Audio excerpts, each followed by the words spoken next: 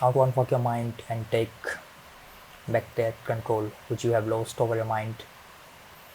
So I used to get intimidated by these huge books, but nowadays reading these books are effortless, and that's a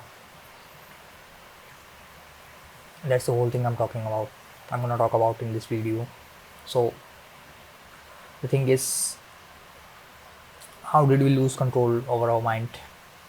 Because of the doom scrolling and continuously watching something and doing something. That's what we are doing. We get that itch every time we are feeling some kind of discomfort or getting bored. We get that itch to scroll or to do something.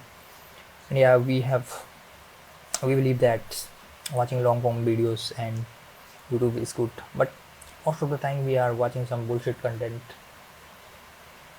as compared to reels and short form content. It's better, but even when you are watching reels, you might think that yeah, some of the reels are valuable and informative, but the ratio is unreasonably low.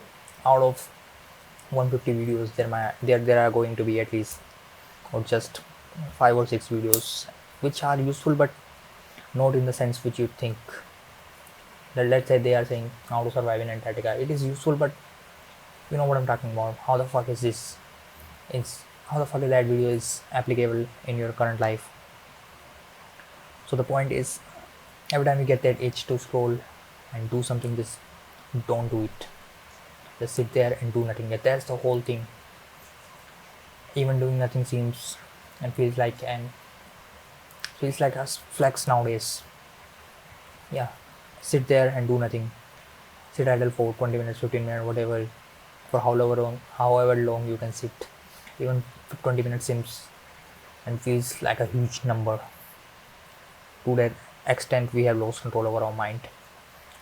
So just sit there and do nothing. That's the whole trip. Although I'm still in the earlier phase of applying this trick to myself, but let's see how well this goes in the long term, in the near future. Let's see, we'll talk about that. But the trick is to sit there and do nothing and keep your books next to you, whatever you are reading. Doesn't matter if it's on the table or on the very bed which you are scrolling on. So keep them very next to you, and every time you get that itch to do something, I'm not talking about educational videos and study related videos. Those are different thing, but other than those, don't watch anything at all. That's the whole point. Just do it for a week and see it for yourself. Okay, let's just not go to the final level. Let's start with gradually decreasing the amount of it. So if you are, let's say, if you watch 5 hours a day, just control it for as long as you can, and watch for just an hour a day and sit there and do nothing, and you will find yourself, you might think that I might read I might read those books as well if I'm sitting idle and doing nothing. And don't go for reading 20 pages and 30 pages. Start with 5 pages, and after reading 5 pages, if you feel like reading more, you can read more. But after 5 pages, if you are feeling burnout, just put the book down and do nothing. And if you are studying, start studying and reading for that whatever you are studying. Again, after a few hours or however long you feel like doing something, like feeling like that scrolling, just sit there. And if you can't sit, read.